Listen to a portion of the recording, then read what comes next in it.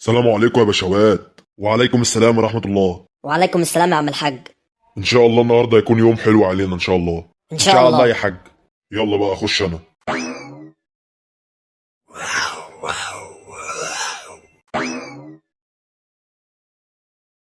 يا مسهل الحال يا رب.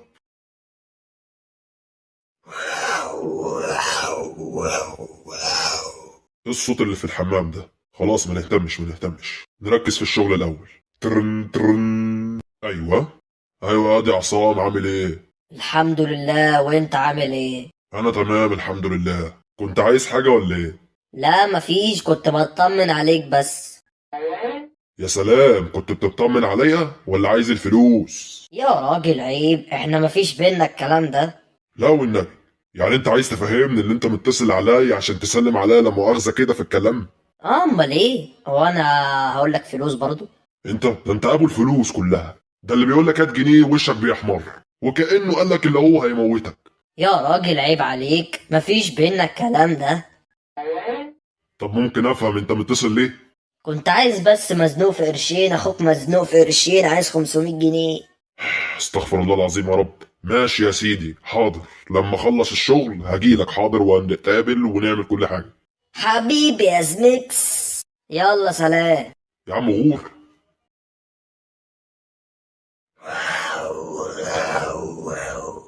لا بقى كده في صوت في الحمام، لما اروح اشوف ايه ده. استر يا رب.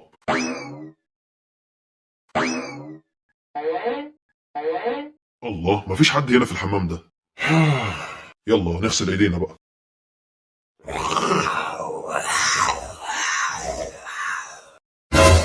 لا بقى، هو في ايه بالظبط؟ ايه ده؟ انت مين؟ لا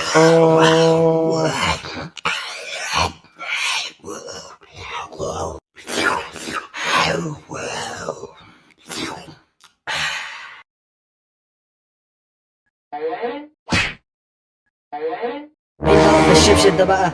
انا يا روح امك. طب ليه يعني كده؟ هو نازلها وخلاص؟ اقفل التلفزيون يا زفت الطين عشان تنام. مش نايم.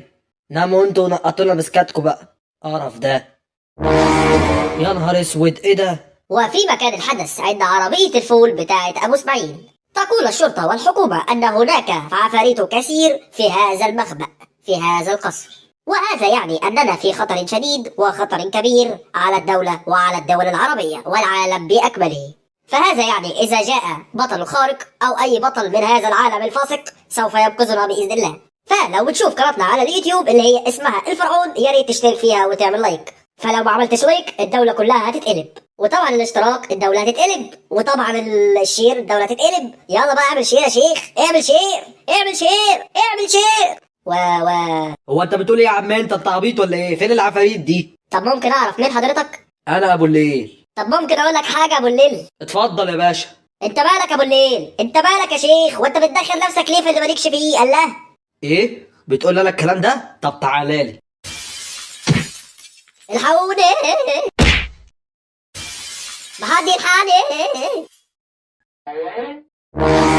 يعني احنا نخلص منكم تطلعوا لنا تاني؟ يعني ايه، ارجع اجيب الرجاله من تاني ولا ايه؟ شكلها كده. لا بقى، عشان الموضوع ده ما يتسكتش عليه من الاخر. نفسي اعرف، هي مش العفاريت كلها مشيت؟ ايه اللي جاب العفريت ده خلاه يعض ام الموظف عشان يتحول لعفريت، يحول العفاريت كلهم لعفاريت؟ ده حاجه تجن والله. ويقول الخبر أن هو ملك العفاريت الذي يسيطر على جميع العفاريت والزومبي، فهذا يعني أن البلد في خطر شديد جدا، وأننا في خطر كبير. محمود الصعيدي، MBC مصر. اعمل ايه بس انا كده بقى؟ سلام عليكم. فين ابنك يا حاجه؟ جوه، خش. ماشي. السلام عليكم يا زعبول، عامل ايه؟ ده يا اسطى كويس اللي انت جيت. ايه يا اسطى، في حاجه ولا ايه؟ بص في الشاشه وانت تعرف. يا نهار اسود، ايه ده يا اسطى؟ زي ما انت شايف، وكل ده بسبب عفريت واحد وموظف شركة. العفريت عضه من هنا او كاله من هنا معرفش، راح الدنيا اتحولت من هنا. طب وايه العمل يا اسطى؟ هنعمل ايه؟ هنعمل زي ما عملنا المرة اللي فاتت، وانا مستعد يا اسطى لاي حاجة. هو ده الكلام، هنجهز الرجالة يا معلمي وهنقضي عليهم بإذن الله. بس بيقولك إن في ملك، والملك ده هو اللي حاكم العفاريت كلها، ومهما نقتل فيهم مش هيحوق فيهم، لأن الملك ده إذا مات كله هيموت. بس أنا بقى هموته، يعني هموته، وهننتصر بإذن الله بعون الله، ثقة في الله نجاح. يعني انت ما تعرفش حاجة عن الحاجة اللي حصلت للراجل ده؟ قلت لحضرتك ما اعرفش والله. انت متأكد من الكلام ده ولا بتكذب وبتحور؟ يا عيني مات مهقور. ماشي ماشي، لما نشوف. بس اذا عرفت ان انت ليك يد فيها عليا النعمة، ما هتشوف الشمس نهائي. فاهمني ولا مش فاهمني؟ لا لا لا لا، مفيش اي حاجة، وان شاء الله لما يحصل اي حاجة هقول لكم على طول.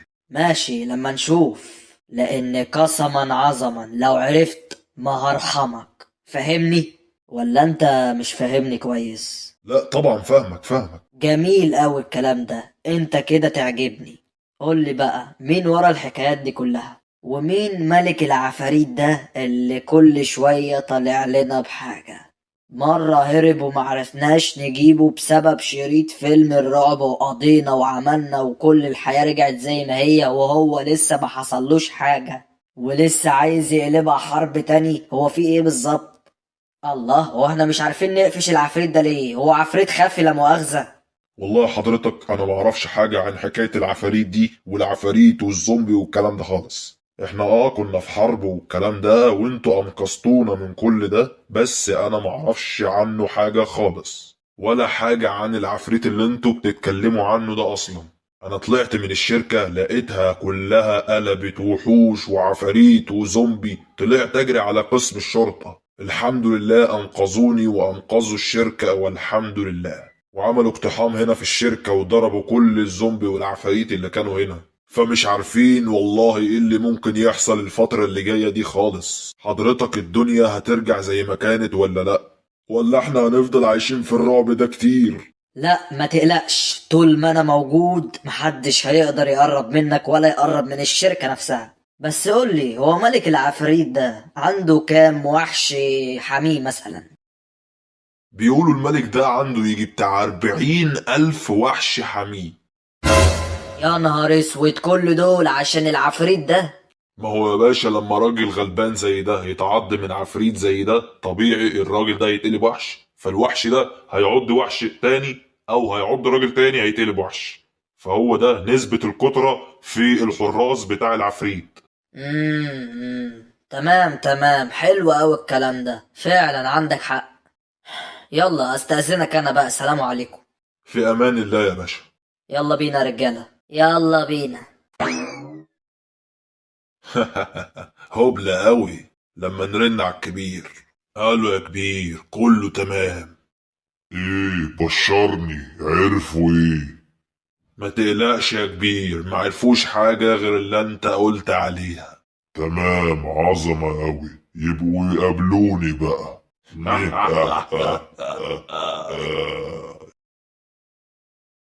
دلوقتي يا اسطى هنعمل ايه؟ هنعمل ايه يعني يا اسطى؟ انا والله تفكيري اتشل. ما احنا لازم نلاقي حل برضه للمشكلة دي، والا هتفضل طايحة فوق راسنا. يا عم ما تخافش. لا يا عم لازم اخاف.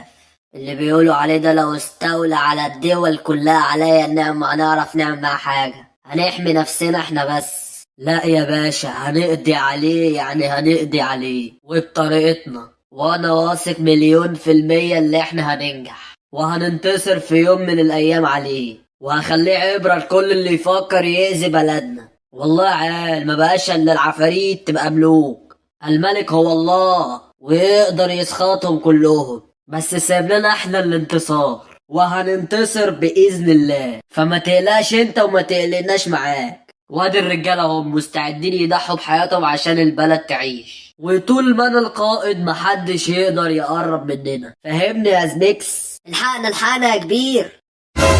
يا في ايه مالك؟ احنا عرفنا مكان العفريت ده، وعرفنا ان هو راح القصر اللي احنا كنا فيه وراح استخبى هناك. طب ومستنيين ايه؟ يلا بينا. الموضوع مش بالسهولة اللي انت فاكرها دي يا باشا، ده معلم كل العفاريت بتاعته اللي هم ماسكين سلاح وبيضربوا بيه نار اكتر مننا، يعني الجيش بتاعه كله ماسك سلاح زينا بالظبط، وكمان جيش كامل قدام القصر بتاعه، معاه دبابة وعربية وكله معاه اسلحة.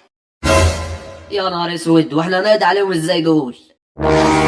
اسمع مني بقى، احنا هنروح هناك وهنقضي عليهم، يعني هنقضي عليهم، واللي يحصل يحصل بقى. بس كده يا باشا مش هنعرف نقضي عليهم، فهنروح ازاي؟ جرى يا رجاله، انتوا خايفين ولا ايه؟ انت بتقول الكلام ده لمين يا باشا؟ ده انا اقضي عليهم كلهم واحد واحد، وطز في اي حد، واللي هيموت هيموت شهيد. انا معاك يا باشا. هو ده الكلام، يلا بينا يا رجاله.